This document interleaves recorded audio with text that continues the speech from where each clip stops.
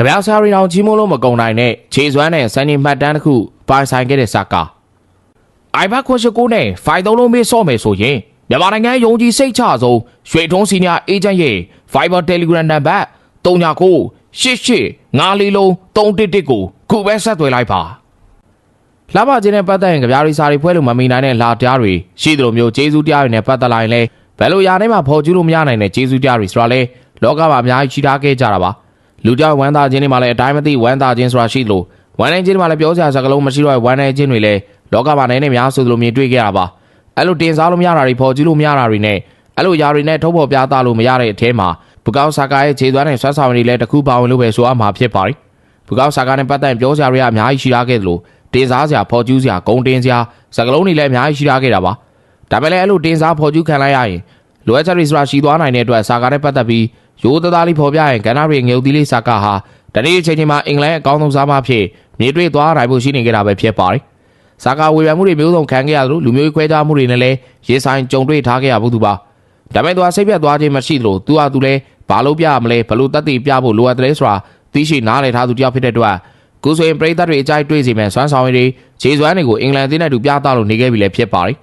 နောင်တော်ရဲ့ချီးကျူးခြင်းတွေကြီးမြောက်ခြင်းတွေကိုလည်းပိုင်ဆိုင်ထားခဲ့တဲ့ဆာကာပြီးခဲ့တဲ့ရက်ပိုင်းအတွင်းကလည်းအာဆယ်အသင်းနဲ့တူကိုပိုင်ပတ်သက်မှု100အထိပြည့်မြောက်ထားခဲ့သူလည်းပဲဖြစ်ပါတယ်ဒါအာဆယ်အသင်းတော့ပရီးမီးယားလိမှာတွင်ကိုတရားပြည့်မြောက်တဲ့ရှေ့အောင်မြောက်ကစားမဖြစ်ခဲ့ပြီးအဲ့လိုမှတ်တမ်းကောင်းတွေပိုင်ဆိုင်ထားခဲ့တဲ့ဆာကာအင်္ဂလန်အသင်းနဲ့တူစံနေမှတ်တမ်းကောင်းတစ်ခုကိုပိုင်ဆိုင်သွားခဲ့ပြီလည်းဖြစ်ပါတယ်အာဆယ်အသင်းရဲ့ကျယ်ပွင့်တိုင်းစိတ်စားမဆာကာဝေးနဲ့ခြေစမ်းပွဲမှာအင်္ဂလန်အသင်းကလာပါတဲ့ကိုသွင်းခဲ့ပြီးတမိုင်းဝင်စံချိန်ကောင်းတစ်ခုကိုပိုင်ဆိုင်သွားခဲ့တာပါ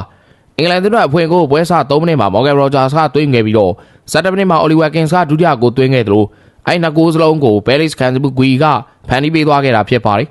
အင်္ဂလန်ရဲ့တတိယဂိုးတော့9မိနစ်ကြာမှာပဲဆာကာပန်နီအေရီယာထိပ်ကနေညာကျင်းနဲ့လှလှပပဝေးဝိုင်ကန်သွင်းခဲ့ပြီးဝေးစ်ကိုသမားဒါလိုတယောက်ဘာမှမတတ်နိုင်ခဲ့ပါဘူး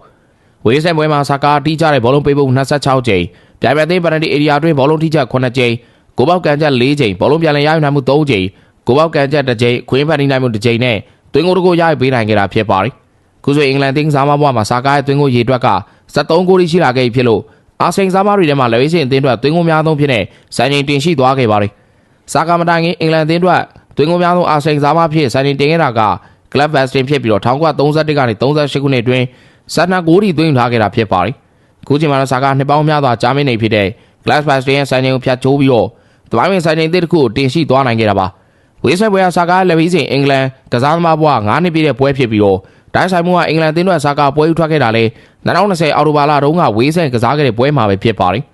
အင်္ဂလန်ကဝေးဆန်ဆုံတွေ့ခဲ့တဲ့နောက်ဆုံးမဲ့10ပွဲမှာပွဲတိုင်းနိုင်ရခဲ့လို့19ဂိုးသွင်းပြီးတော့ပေးဂိုးတကိုးသာရှိခဲ့ပြီး1984ခုနှစ်နောက်ပိုင်းကဝေးစ်ကိုမရှုံးနေတော့ပါဘူး